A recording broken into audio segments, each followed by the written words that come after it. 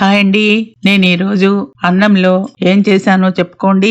అదే పప్పుచారు. సాంబార్ కాదండి, పప్పుచారు. ఎందుకంటే మనం ఎన్ని కూరలు తిన్నా కూడా మన అలవాటు ప్రకారం లిక్విడ్ లేనిదే మన కడుపు నిండదు. అందుకే లిక్విడ్ లో చారు, సాంబారు, దప్పడము ఏదో ఒకటి అలవాటు. ఇది లేనిదే తినబుద్ధి అవ్వదు. ఇంకొకటి పూర్వకాలంలో అయితే మనకి దీన్ని పప్పుచారు అనే అనేవాళ్ళు. అప్పటి కాలంలో సాంబార్ పొడులు ఇలాంటివి ఏం ఉండేవి కావు. మనకి బజార్లో ఏ ప్యాకెట్లు దొరికేవి కావు. ఇప్పటికీ మార్కెట్ లోకి ఎన్నో రకాల రెడీమేడ్ పౌడర్లు మనకి అవైలబుల్ గా ఉన్నాయి. కానీ పూర్వకాలంలో ఏది కావాలన్నా కూడా రోట్లో వేసుకొని దంచుకొని ఆ కారంతో మనం టేస్ట్ తెచ్చుకునే వాళ్ళం. ఇంకా ఈ ఒరిజినల్ పప్పుచారు ఎంత మరిగితే అంత బాగుంటుంది. దీనిలో ఇక సైడ్ కి నంజుకోవటానికి బూంది, అప్పడం, వడియాలు మన ఇష్టం ఏమైనా ఫ్రైమ్స్ ఏం కావాలంటే అవి తినొచ్చు. దీంట్లో కూర ముక్కలు కూడా ఎన్ని కావాలంటే అన్ని వేసుకోవచ్చు. ఎన్ని కూరలు వేస్తే పప్పుచారు అంత టేస్ట్ ఉంటుంది. నేనైతే ఆలు, దొండకాయ, వంకాయ ఇలాంటివి వేయలేదు. దోసకాయ అయితే నా దగ్గర లేకపోవటం వల్ల నేను కీర దోసకాయ వేసాను. ఇక కలర్ విషయానికి వస్తే మేము పచ్చిమిరపకాయలు ఎక్కువ వేస్తాము, రెడ్ చిల్లీ పౌడర్ తక్కువ వేస్తాము.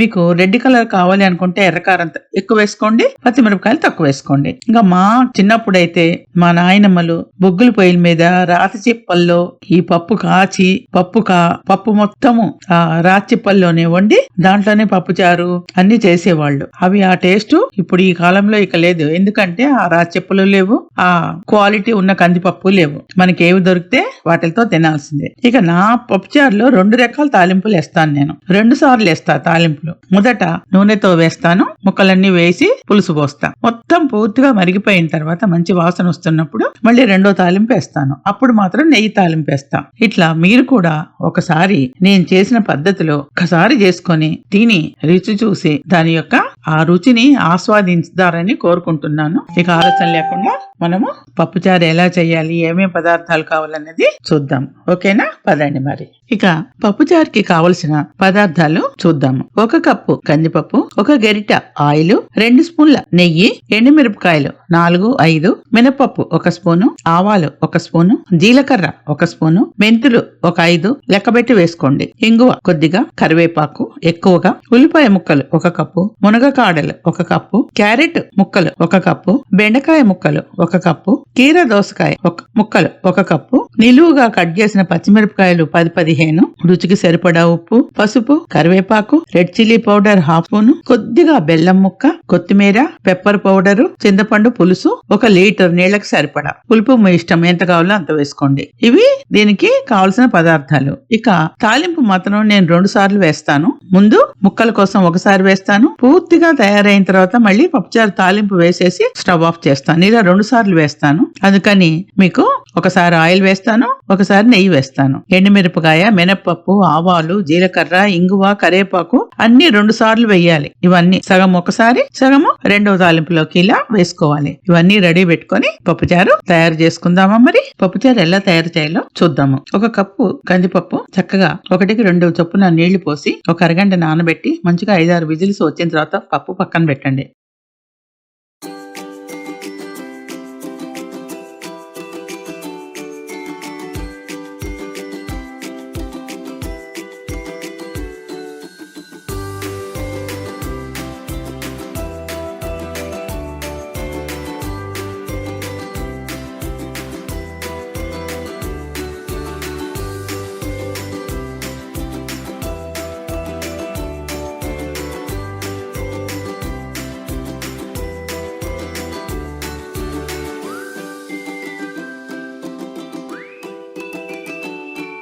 ఇప్పుడు తాలింపులో 1 గరిట ఆయిల్ వేసి 1 లేదా 2 ఎండుమిరపకాయలు, 1/2 స్పూను మినపప్పు, 1/2 స్పూను ఆవాలు, 1/2 స్పూన్ జీలకర్ర, కొంచెం ఇంగువ, కొద్దిగా కరివేపాకు వరుసగా కలిపి వేయించండి. ఇంకా ఇవన్నీ కూడా సగం సగం ఉంటాయి, అవి పక్కన పెట్టుకోండి. 2వ తాలింపుకు కావాలి. ఇవి బాగా 1-2 సార్లు కలిపి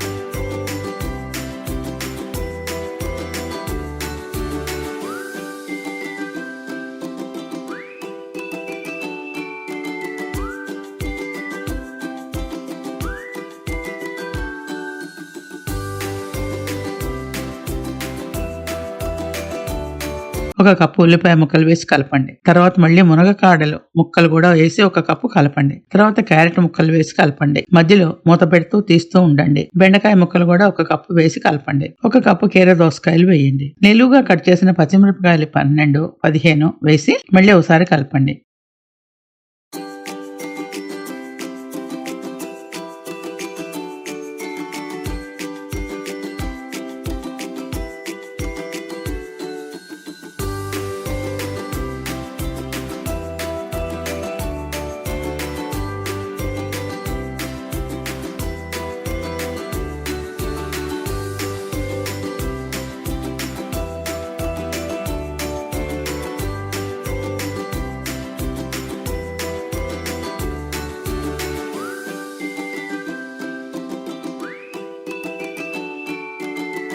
ఇప్పుడు సాల్ట్, పసుపు, కరివేపాకు మళ్ళీ కొంచెము, రెడ్ చిల్లీ పౌడర్ ఒక హాఫ్ స్పూన్, కొద్దిగా చిన్న బెల్లం ముక్క వేసి కలుపుతూ మూత పెడుతూ తీస్తూ అట్లా ఒక 5 నిమిషాలు ముక్కలకి బాగా ఉప్పు కారం పట్టేటట్లు చూసి ఇప్పుడు పక్కన ఉంచుకున్న 1 లీటర్ చింతపండు పులుసు నీళ్లు పోసి అవి బాగా మరిగిన తర్వాత మంచి వాసన వస్తుంది. అప్పుడు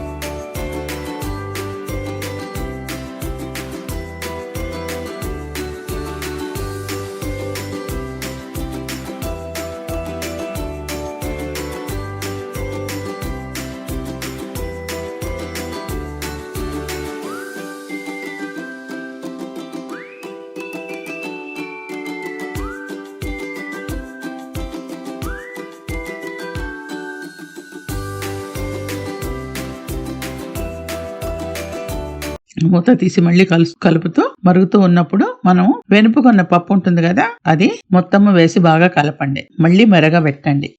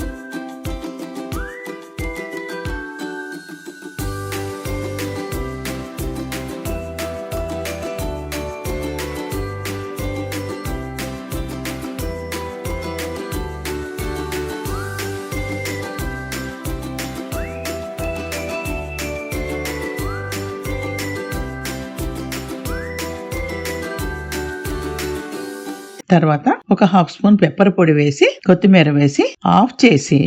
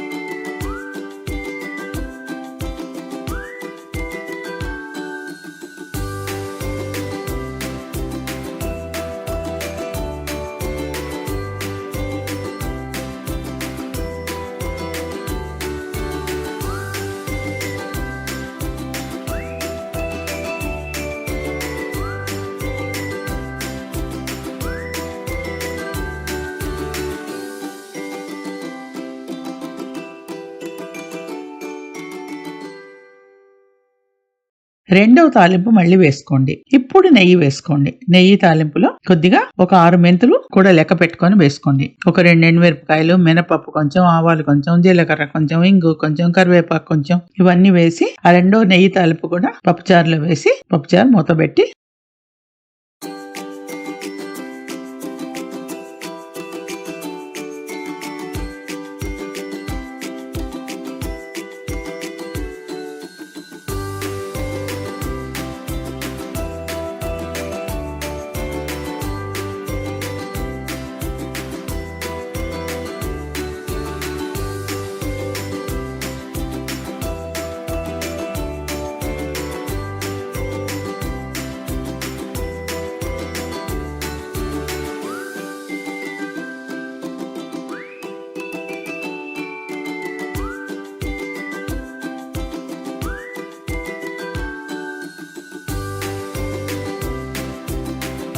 వడ్డించుకొని తినండి. రుచి ఎలా ఉన్నది నాకు కామెంట్ ద్వారా తెలియచేయండి. Thank you.